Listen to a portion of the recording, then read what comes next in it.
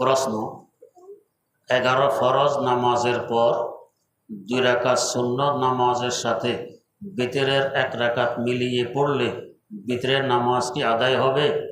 উত্তর, জি না, আদায় হবে না। বিতর একটি ভিন্ন নামাজ, একে ভিন্ন নিয়তে পড়তে হবে। সুন্নতের সাথে 1 রাকাত মিলিয়ে পড়লে এটা বিতরের ওয়াজিব নামাজ হিসাবে পরিগণিত হবে না। প্রশ্ন, এশার নামাজের 2 রাকাত সুন্নতের সহিত পূর্ব থেকে বিতরের 1 রাকাত নামাজ মিলিয়ে বহুদিন যাবৎ নামাজ পড়ে আসছে, তার নামাজ কি তাহাজ্জুদ হয়েছে? উত্তর, জি না, হয়নি। প্রশ্ন, দুরূদে ইব্রাহিম সাল্লাল্লাহু আলাইহি ওয়াসাল্লাম আল্লাহুম্মা সাল্লি আলা মুহাম্মাদিন নবিয়িল উম্মি এই দুরূদগুলোর মর্যাদা, সওয়াব, বরকতের দিক দিয়ে কি সমান?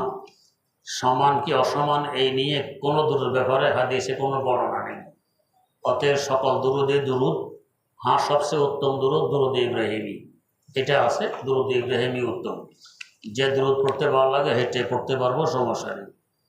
প্রশ্ন, আমি প্রতি বৃহস্পতি ও শুক্রবার আপনার এখানে আসি, আলহামদুলিল্লাহ, আপনার কাছ থেকে এলেম, আমল, আখলাক শিকার কোনো সুযোগ কি রয়েছে? আমি একজন মুদি ব্যবসায়ী। উত্তর, সবসময় যদি আমি ব্যবসার কাজে ব্যস্ত থাকি তাহলে শিখবো কীভাবে? কিছু সময় তো বের করা লাগবে।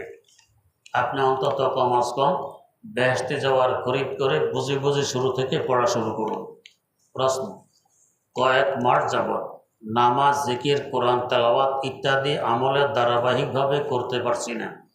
ইস্তেকামতের সহিত আমলে জুড়ে থাকার জন্য কি আমল বা দোয়া করব? উত্তর, শুধু দোয়া দ্বারা এগুলো হবে না, চেষ্টা করা লাগবে। ক্ষেতের মধ্যে গিয়ে দোয়া করেন যে আল্লাহ আমাকে ক্ষেত থেকে 100 মণ গম দিবেন, গমের চাষ করি নেই, এক মুষ্টি গমও পাবেন না, চাষ করা লাগবে, এরপরে দোয়া।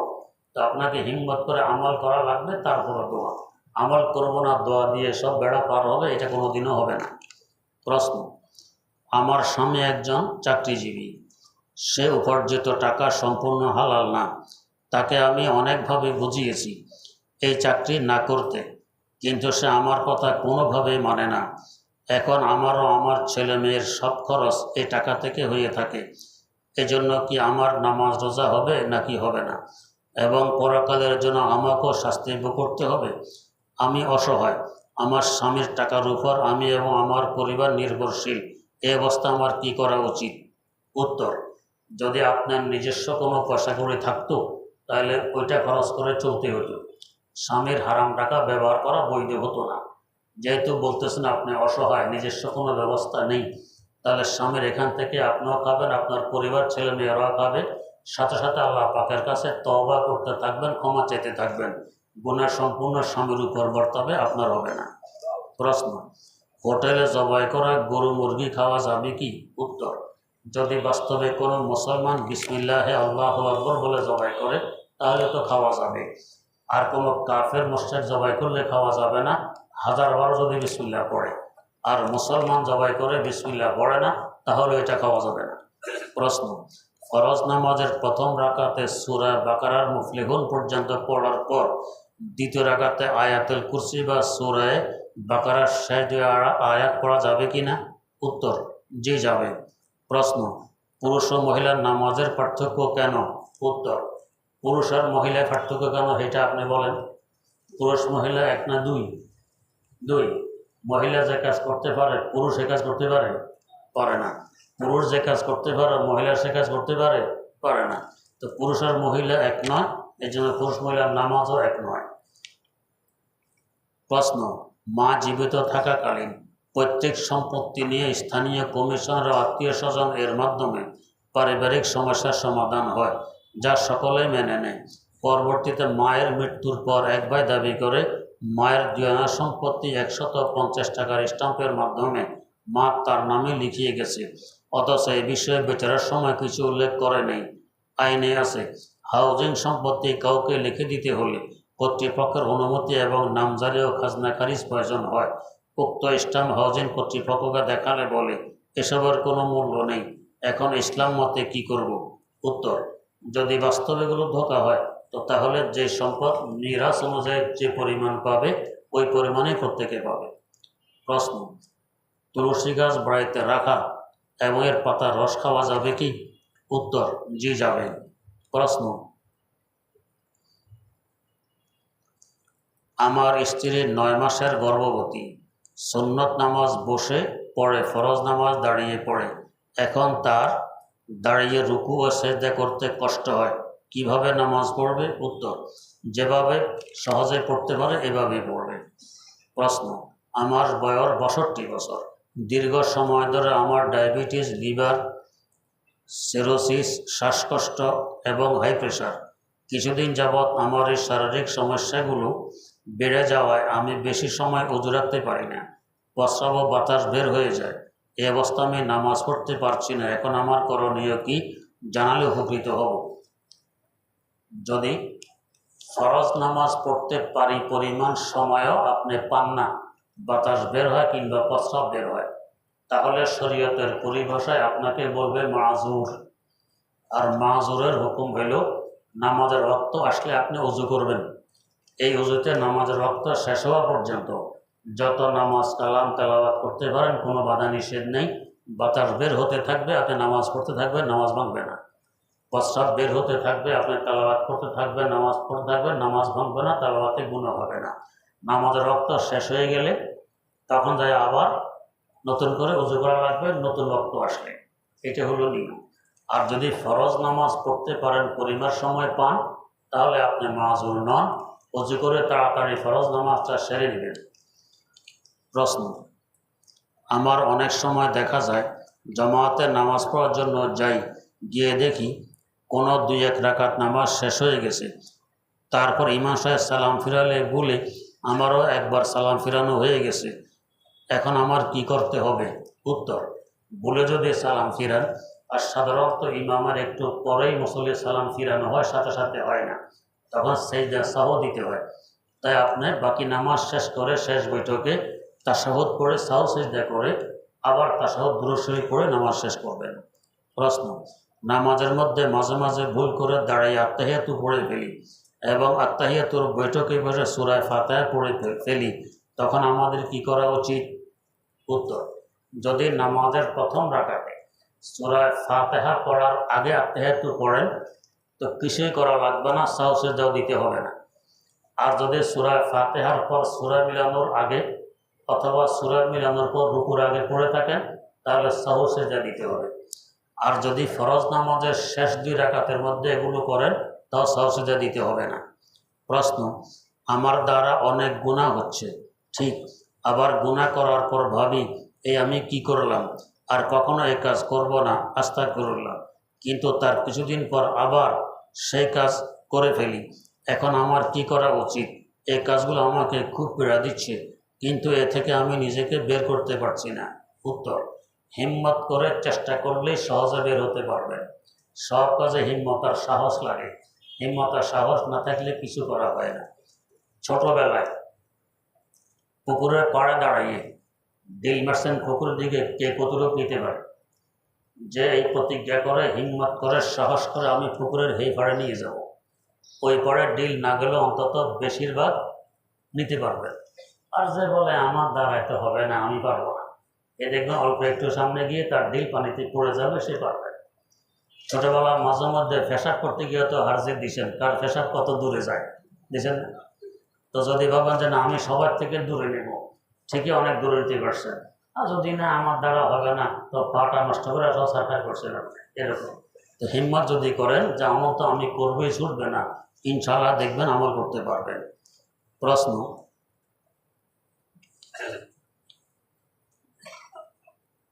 সুদ ঘুষ হারাম বন্ধের হক সম্পর্কে বলার কারণে যদি কোনো মানুষকে হত্যা করা হয়, তাহলে সে কি শহীদের মর্যাদা পাবে? উত্তর, নিঃসন্দেহে শহীদের মর্যাদা পাবে। প্রশ্ন, মাদ্রাসা কর্তৃপক্ষ মাদ্রাসার লাভের জন্য মাদ্রাসার টাকা দিয়ে ব্যবসা করে, উক্ত ব্যবসার লস হলে কর্তৃপক্ষের কী করণীয়? উত্তর, মাদ্রাসা মসজিদের টাকা দিয়ে ব্যবসা করা বৈধ নয়। লস হয়ে গেলে যারা এই ব্যবসা করছে এদেরকে ক্ষতিপূরণ দিতে হবে, এই ক্ষতিপূরণ মসজিদ মাদ্রাসা থেকে নেওয়া যাবে না। প্রশ্ন, মেহরাব কি মসজিদের অংশ? যদি মসজিদের অংশ হয় তাহলে এক কাতার বাকি রেখে পিছনের কাতারে নামাজ আদায় করা হয় কেন? উত্তর, জি, মেহরাব মসজিদের অংশ। মেহরাব মসজিদের অংশ, এতেকাফ করে এখানে আসলে এতেকাফ ভাঙবে না। মসজিদে যেই হুকুম মেহরাবের সেই হুকুম কোনো ব্যবধান নেই। এক কাতার তো বাদ দেওয়া হয় না, বরং মসজিদে মেহরাব না রাখলে ইমাম দাঁড়াইলে বাকি কাতার দাঁড়াইতে ইমামের পিছনে পুরো এক কাতার নষ্ট হয়। তাই মেহরাবকে একটু সামনের দিকে বাড়িয়ে দিলে শুধু ইমাম সামনে দাঁড়াইলেও পুরা কাতার মসজিদে দাঁড়াইতে পারবে পিছনে, এটা না কাতার নষ্ট হইল না। প্রশ্ন,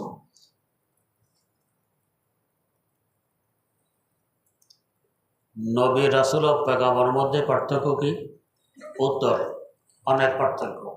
নবী হইল আগের রাসূলের দিন কিংবা আগের নবীর দিন ওই অনুপাতে উম্মতকে দাওয়াত দেন।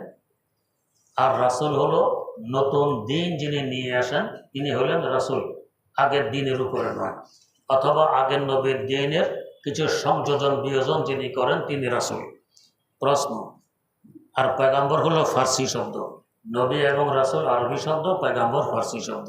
পেগম্বর মানে বার্তাবাহক, যিনি আমাদেরকে পয়গাম দেন, বার্তা দেন, তাকে বলে পয়গাম্বর। নামাজের তাসবিহ ছাড়া দ্বিতীয় রাকাতের সেজদায়, তৃতীয় রাকাতের সেজদায়, চতুর্থ রাকাতের সেজদায় কোন দোয়া পড়তে হয় জানালে উপকৃত হব? উত্তর, সেজদা দোয়া না করা ভালো, নামাজ শেষ করে দোয়া করবেন। প্রশ্ন, আমি আলফা ইসলামের লাইফ ইন্স্যুরেন্সে কাজ করি, ব্যবসা করি, এটা কি করা জায়েজ আছে? উত্তর, আমাদের দেশে কোনো ইন্স্যুরেন্স শরিয়া মোতাবেক নয়, সব ইন্স্যুরেন্স সুদভিত্তিক চলে। ছোট ইন্স্যুরেন্সগুলো আরও বড় ইন্স্যুরেন্সের সাথে ইন্স্যুরেন্স করায় রাখে, হেরা আরও বড়টার সাথে করায় রাখে, হেরা আরও বড়টার সাথে, এভাবে করতে করতে শেষ বড় ইন্স্যুরেন্স বড় হলো আমেরিকা। তার মানে আমাদের টাকাগুলো সব স্রোত টানে আমেরিকা চলে যাচ্ছে ইন্স্যুরেন্সের মাধ্যমে। আপনাকে সামান্য কিছু ফেরত দেয়, কিছু সুদ ভিত্তিক। যেমন ধরেন 1000 মানুষ যদি ইন্স্যুরেন্স করায়, প্রতি মাসে 1000 টাকা করে দেয়, তাহলে 10 লাখ টাকা সেখানে জমা হয়। প্রতি মাসে কি সবাই অ্যাক্সিডেন্ট করে, সবাই মারা যায়, 10 লাখ টাকা কি প্রতি মাসে ফেরত আসে না।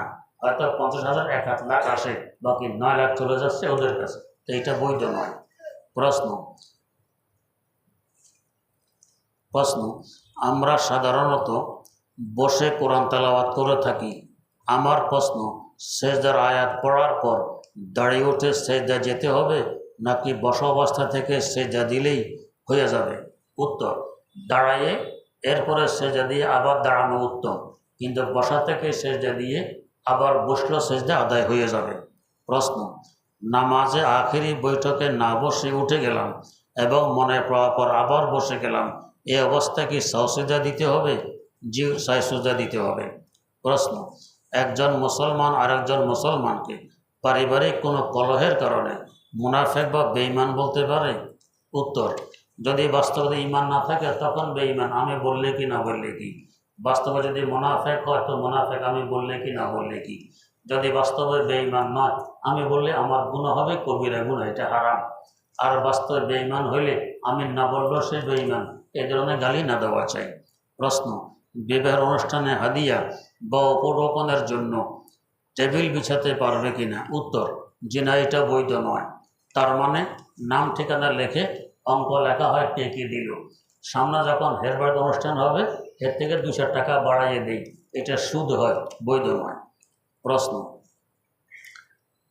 আপনার মুখ থেকে শুনেছি ইমামের কেরাতে মুক্তাদির কেরাত, কিন্তু হজরত আমি মাঝে মধ্যে জামাতে নামাজ পড়ার সময় ভুলে সূরা ফাতিহা পড়ে ফেলি। অনেক সময় সূরা ফাতিহা অর্ধেক পড়া অবস্থায় মনে হয় আমি ইমামের কেরাতই তো আমার কেরাত, তখন কি সূরা ফাতিহা পুরো পড়ে ফেলবো নাকি যতটুকু পড়েছি ভুলে অতটুকু পড়েই ক্ষান্ত করব? যেখানে মনে পড়ছে সূরা পড়তে হবে না সেখানে ক্ষান্ত করবেন, পুরো সূরা পড়বেন না। প্রশ্ন, আমাদের গ্রামের মসজিদের নতুন খতিব এক বোন হিন্দু ছিল, মুসলমান হয়েছে। তার নাম সাবিত্রী রানী, পিতার নাম লালমোহন দাস, মাতার নাম সিন্দুরি বালা। বর্তমানে বোনটির নাম আয়েশা সিদ্দিকা। বোনটির সাথে একটি 6 বছরের মেয়ে আছে, তার নাম ফাতেমা। 4 বছরের একটি ছেলে আবু বকর সিদ্দিক। বাচ্চা দুটি নিয়ে রাস্তায় ঘুরতেছে। মুসলিম ভাইয়েরা, আপনাদের কাছে সাহায্যের আবেদন, আপনারা যে যা পারেন সাহায্য করবেন। প্রশ্ন: দ্বিতীয় তলার মুসল্লিরা তৃতীয় রাকাতকে চতুর্থ রাকাত ভেবে সেজা থেকে উঠে বৈঠকে বসে যায়, কিন্তু নিচতলার মুসল্লিরা দাঁড়িয়ে যায়। এরপর ইমাম সাহেব রুকু থেকে উঠে দ্বিতীয় তলার লোকদের খবর হয়, তখন তাদের হুকুম কি? উত্তর: যে নামাজ মধ্যখান দিয়ে ছুটে গেছে এটা পড়ে নিলে আপনাদের নামাজ হয়ে যাবে। মাশাআল্লাহ। আমাদের জনাব আলহাজ কাজী কামাল সাহেব পিছনা মাদ্রাসা মসজিদ আলহামদুলিল্লাহ বহু দান করেছেন, আজকেও 50,000 টাকা দান করেছেন। এখন মসজিদের যে কাজ সামনে চলমান, এটা মূল মসজিদের কাজ। এখানে হলো আসল নামাজের জায়গা। এখানে বেশির থেকে বেশি শরীক থাকার চেষ্টা করি, এবং এখন রডের দরকার প্রায় একসাথে 25 লাখ টাকা রড এখন আনতে হয়। এর কম আনতে গেলে কোম্পানি রড দেয় না, আরও বেশি খরচ হয়। তাই আমরা একটু মুক্ত হস্তে দান করার চেষ্টা করি, যাতে মসজিদে সহজে রড আনা যায় এবং মসজিদের কাজটা চলমান থাকে। আল্লাহ কবুল করুন। মাশাআল্লাহ। আজকে এগুলো সব আজকে? ও মাশাআল্লাহ। জমার সময় দিয়েছিলেন 50,000, এখন একটায় 10,000, একটায় 2,000, একটায় 1,000, একটায় 500। আল্লাহ কবুল করুন, আরও দেওয়ার তৌফিক দেন, সুস্থতার সাথে দীর্ঘ হায়াত নসিব করুন, আয় রোজারে বরকত দেন। আলহামদুলিল্লাহ রাব্বিল আলামিন, ওয়াসসালাতু ওয়াসসালামু আলা আশরাফিল আমবিয়া ওয়াল মুরসালিন সাইয়্যিদিনা ওয়া মাওলানা মুহাম্মাদিন ওয়া আলা আলিহি ওয়া আসহাবিহি আজমাইন। রব্বানা যালামনা আনফুসানা ওয়া ইন লাম তাগফির লানা ওয়া তারহামনা লানাকুনান্না মিনাল খাসিরিন। রব্বিরহামহুমা কামা রাব্বায়ানি সগীরা, রব্বিরহামহুমা কামা রাব্বায়ানি সগীরা। আয় আল্লাহ, জীবনের সমস্ত গুণাগুলো ক্ষমা করে দেন, মনের সকল জায়েজ আশা আকাঙ্ক্ষাগুলোকে পূরণ করে দেন। আয় আল্লাহ, আমাদের মধ্যে, আমাদের আত্মীয় স্বজনদের মধ্যে, হিতাকাঙ্ক্ষী শুভাকাঙ্ক্ষীদের মধ্যে, বন্ধু বান্ধবদের মধ্যে, পাড়া প্রতিবেশীদের মধ্যে যারা আমাদেরকে ভালো জানে এবং আমরা যাদেরকে ভালো জানি, এদের মধ্যে যত রোগী আছে সকলকে দ্রুত রোগ থেকে মুক্তি দান করুন। আয় আল্লাহ, সুস্থতার সাথে বরকতময় জীবন দান করুন। আমাদের সন্তানদেরকে মুত্তাকি পরহেজগার বানিয়ে দেন, আলেমে হক্কান রব্বানি বানিয়ে দেন, হাদিয়ে কওম হিসাবে কবুল করে নেন, আমাদের নাজাতের জরিয়া হিসাবে কবুল করে নেন। আয় আল্লাহ, আমাদের এই মসজিদের কাজ চলমান, মেহরবানি করে আপনি ব্যবস্থা করে দেন, অতি দ্রুত যাতে মসজিদের কাজ সমাধা করা যায়, আপনার বান্দারা ইত্মিনানের সাথে আপনাকে সিজদা করতে পারে, মেহরবানি করে সেই তৌফিক দান ফরমান। আল্লাহ, আমাদেরকে আপনার বানাই নিন, আপনি আমাদের হয়ে যান, বিনা হিসাবে জান্নাতুল ফেরদাউসের মালিক বানাই দিন, জীবনের সকল ন্যাক দোয়াগুলোকে কবুল করে নিন। তা আবাদিয়া রব যে তু মান লুৎফে হাদা রব উমিদ, তা আবাদিয়া রব যে তু মান লুৎফে হাদা রব উমিদ, আজ তো গার উম্মীদ বুরদম আজ কো জাদা রম উম্মীদ, আজ তো গার উম্মীদ বুরদম আজ কো জাদা রম উম্মীদ। যে সিতম উমরে বসে চো দুশ্মনা দুশ্মন মগীর, বেওফায়ে করদাম আজ তো वफादारम उम्मीद, बेवफाये करदाम आज तो वफादारम उम्मीद। हम तो दे दे मन गुना करदम तो पोशे दे जे लुत्फ, हम तो मैदाने के आज तो मन चाहा करदम उम्मीद, हम तो मैदाने के आज तो मन चाहा करदम उम्मीद। मन गरीबम मन फकीरम बेकसो बीमारोजार, मन गरीबम मन फकीरम बेकसो बीमारोजार, इक़्तदा के शरबते दारु शिफा दारम उम्मीद, इक़्तदा के शरबते दारु शिफा दारम उम्मीद। आय अल्लाह, আপনার যত বন্দারা ইখলাসের সাথে স্বতঃস্ফূর্তভাবে এই মসজিদে দান করেছে, ভবিষ্যতে করবে, আল্লাহ সকলের দানগুলোকে আপনি কবুল করে নেন। দানের খাতিরে আয় রোজারে বরকত দান করুন, দানের খাতিরে তাদেরকে সুস্থতার সাথে বরকতময় জীবন দান করুন, দানের খাতিরে মনের সকল জায়েজ আশা আকাঙ্ক্ষাগুলোকে পূরণ করে দেন। সুবহানা রাব্বিকা রব্বিল ইজ্জাতি আম্মা ইয়াসিফুন ওয়া সালামুন আলাল মুরসালিন ওয়াল হামদুলিল্লাহি রাব্বিল আলামিন।